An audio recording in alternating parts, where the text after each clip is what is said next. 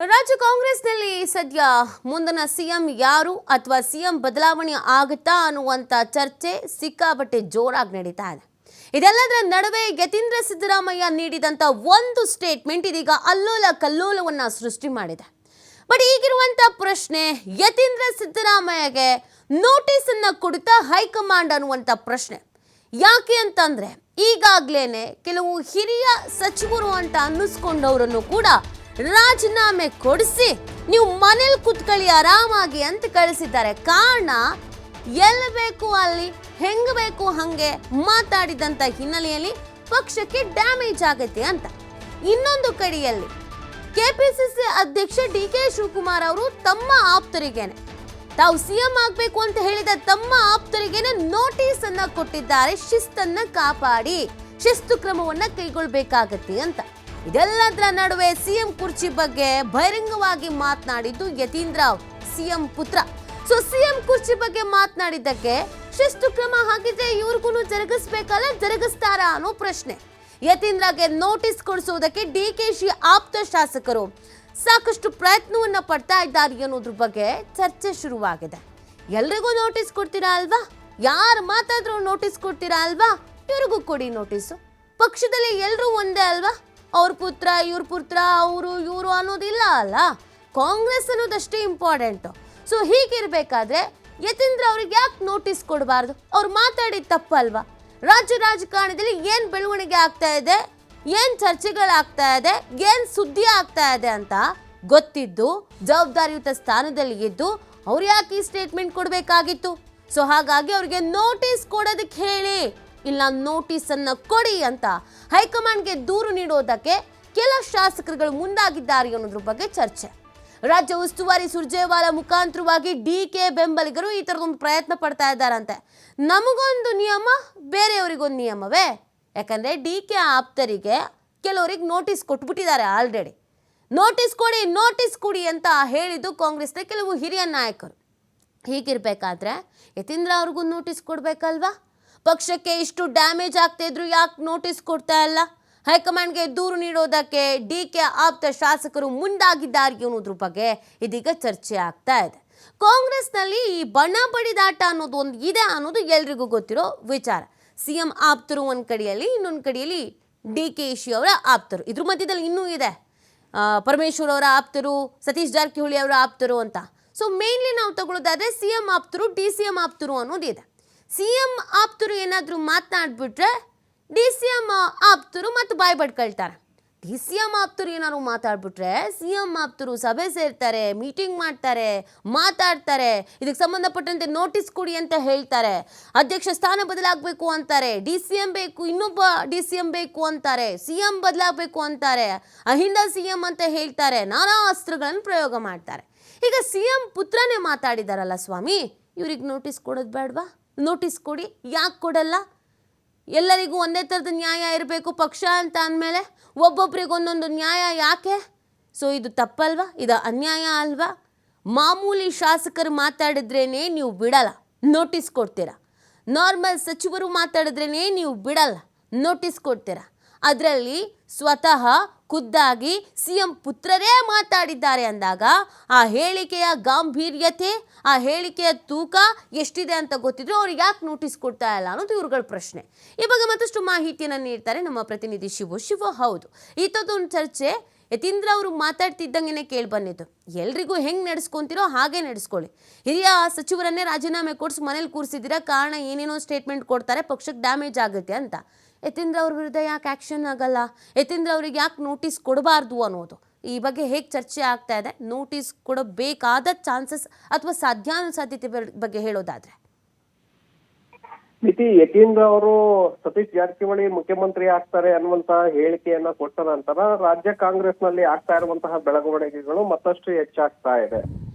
ಒಂದು ಕಡೆ ಡಿ.ಕೆ. ಶಿವಕುಮಾರ್ ಅವರ ಬಣದಲ್ಲಿ ಗುರುತಿಸಿಕೊಂಡಿರುವಂತಹ ಶಾಸಕರು ಯತೀಂದ್ರ ಅವರ ವಿರುದ್ಧ ಯಾಕೆ ಇನ್ನು ಪಕ್ಷ ಶಿಸ್ತು ಕ್ರಮವನ್ನ ತೆಗೆದುಕೊಂಡಿಲ್ಲ ಅಂತೇಳಿ ಪ್ರಶ್ನೆಗಳನ್ನ ಎತ್ತಿದ್ದಾರೆ. ಬಸವರಾಜ್ ಶಿವಗಂಗಾ ಅವರು ಕೂಡ ನಮಗಾದ್ರೆ ಹೇಳಿಕೆಗಳನ್ನ ಕೊಟ್ರೆ ನೀವು ನೋಟಿಸ್ ಅನ್ನ ಕೊಡ್ತೀರಿ, ಸಿಎಂ ಪುತ್ರನಿಗೆ ಯಾಕೆ ನೋಟಿಸ್ ಅನ್ನ ಕೊಡ್ತಾ ಇಲ್ಲ, ಹೈಕಮಾಂಡ್ ಇದ್ರ ಬಗ್ಗೆ ಗಮನವನ್ನ ಹರಿಸಬೇಕು ಅಂತೇಳಿ ನಿನ್ನೆ ಸ್ಟೇಟ್ಮೆಂಟ್ ಕೂಡ ಕೊಟ್ಟಿದ್ದಾರೆ. ಮತ್ತೊಂದು ಕಡೆ ಕದಲೂರು ಉದಯ್ ಅವರು ಕೂಡ ಇದರ ಬಗ್ಗೆ ಹೇಳಿಕೆಯನ್ನ ಕೊಟ್ಟಿದ್ದಾರೆ. ಹಾಗೆ ಇಕ್ಬಾಲ್ ಹುಸೇನ್ ಅವರು ಕೂಡ ಹೇಳಿಕೆಗಳನ್ನ ಕೊಡ್ತಾ ಇದ್ದಾರೆ. ನಮಗೆ ಹಿಂದೆ ಡಿ ಕೆ ಶಿವಕುಮಾರ್ ಸಿಎಂ ಆಗ್ಬೇಕು ಅನ್ನುವಂತ ಹೇಳಿಕೆಯನ್ನ ಕೊಟ್ಟಿದ್ವಿ.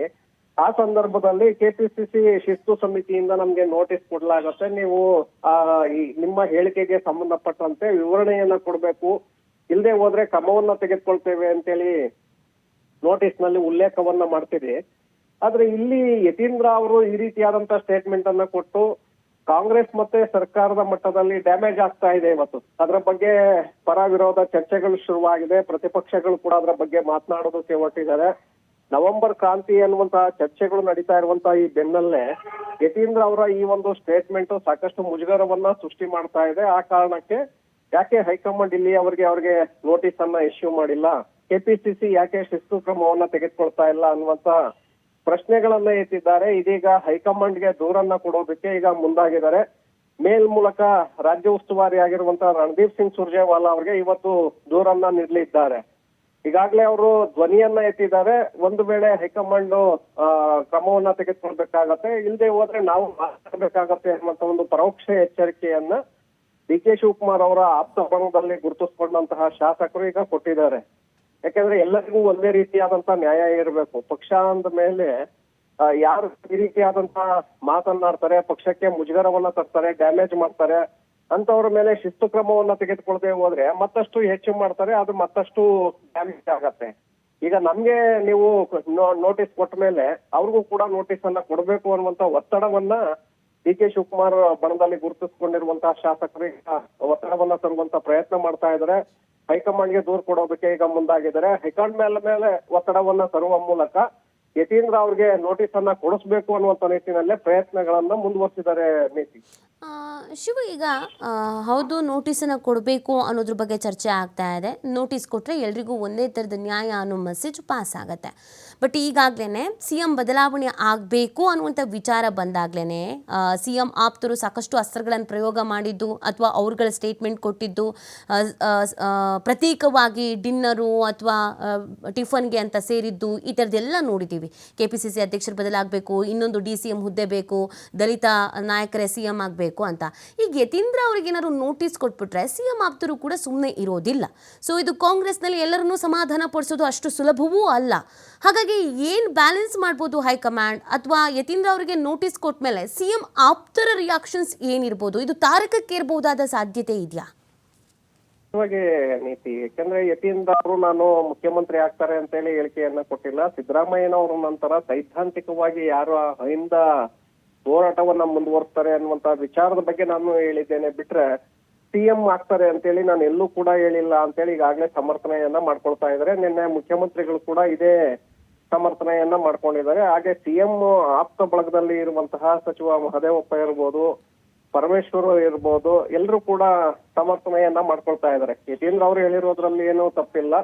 ಸೈದ್ಧಾಂತಿಕವಾಗಿ ಸತೀಶ್ ಜಾರಕಿಹೊಳಿ ಅವರು ಹೋರಾಟವನ್ನ ಮಾಡ್ತಾ ಇದ್ದಾರೆ. ಹಾಗಾಗಿ ಮುಂದೆ ಅವ್ರು ಆಗ್ಬಹುದು ಅಂತ ಹೇಳಿ ಹೇಳ್ತಾ ಇದ್ದಾರೆ. ಈಗಲೇ ಆಗ್ತೇವೆ ಅಂತ ಹೇಳಿ ಎಲ್ಲೂ ಕೂಡ ಹೇಳಿಕೆಯನ್ನ ಕೊಟ್ಟಿಲ್ಲ ಅಂತೇಳಿ ಸಮರ್ಥನೆಯನ್ನ ಮಾಡ್ಕೊಳ್ತಾ ಇದ್ದಾರೆ. ಈಗ DK ಶಿವಕುಮಾರ್ ಅವರ ಬಣ ನಿರಂತರವಾಗಿ ಒತ್ತಡವನ್ನ ತರುವಂತ ಪ್ರಯತ್ನವನ್ನ ನಿನ್ನೆಯಿಂದಲೂ ಕೂಡ ಮಾಡ್ತಾ ಇದೆ. ಹೈಕಮಾಂಡ್ ಮಟ್ಟಕ್ಕೆ ಮುಟ್ಟಿಸುವಂತ ಒಂದು ಪ್ರಯತ್ನವನ್ನ ನಿರಂತರವಾಗಿ ಮಾಡ್ತಾ ಇದೆ. ಹೈಕಮಾಂಡ್ ಮೇಲೆ ಒತ್ತಡವನ್ನ ತರಬೇಕು, ಯತೀಂದ್ರ ಅವ್ರಿಗೆ ನೋಟಿಸ್ ಅನ್ನ ಕೊಡಿಸ್ಬೇಕು ಅನ್ನುವಂಥದ್ದು ಅಜೆಂಡಾ ಇದೆ. ಯಾಕೆಂದ್ರೆ ನೋಟಿಸ್ ಒಂದು ಸರಿ ಯತೀಂದ್ರ ಅವ್ರಿಗೆ ಬಂದ್ರೆ ಬಹುದೊಡ್ಡ ಚರ್ಚೆಗೆ ಕಾರಣ ಆಗತ್ತೆ. ಯಾಕೆಂದ್ರೆ ಮುಖ್ಯಮಂತ್ರಿಗಳ ಪುತ್ರ ಆಗಿರೋದ್ರಿಂದ ಸಹಜವಾಗಿ ಬೇರೆಯವ್ರಿಗೆ ನೋಟಿಸ್ ಅನ್ನ ಕೊಟ್ರೆ ಬೇರೆ ರೀತಿಯಾಗಿರತ್ತೆ. ಆದ್ರೆ ಮುಖ್ಯಮಂತ್ರಿಗಳ ಪುತ್ರನಿಗೆ ನೋಟಿಸ್ ಬಂದ್ರೆ ಮುಖ್ಯಮಂತ್ರಿಗಳಿಗೆ ಕೊಟ್ಟಂತೆ ಆಗತ್ತೆ. ಆಗ ಸಿದ್ದರಾಮಯ್ಯನವರ ವರ್ಚಸ್ಸು ಕೂಡ ಕುಗ್ಗುವಂತ ಸಾಧ್ಯತೆಗಳಿದೆ. CM ಆಪ್ತ ಬಳಗಕ್ಕೂ ಕೂಡ ಸಾಕಷ್ಟು ಹಿನ್ನಡೆ ಆಗತ್ತೆ. ಸೊ ಈ ಕಾರಣಕ್ಕೆ ಹೈಕಮಾಂಡ್ ಇದನ್ನ ಏಕಾಏಕಿ ನಿರ್ಧಾರವನ್ನ ತೆಗೆದುಕೊಳ್ಳೋದಕ್ಕೆ ಸಾಧ್ಯ ಇಲ್ಲ.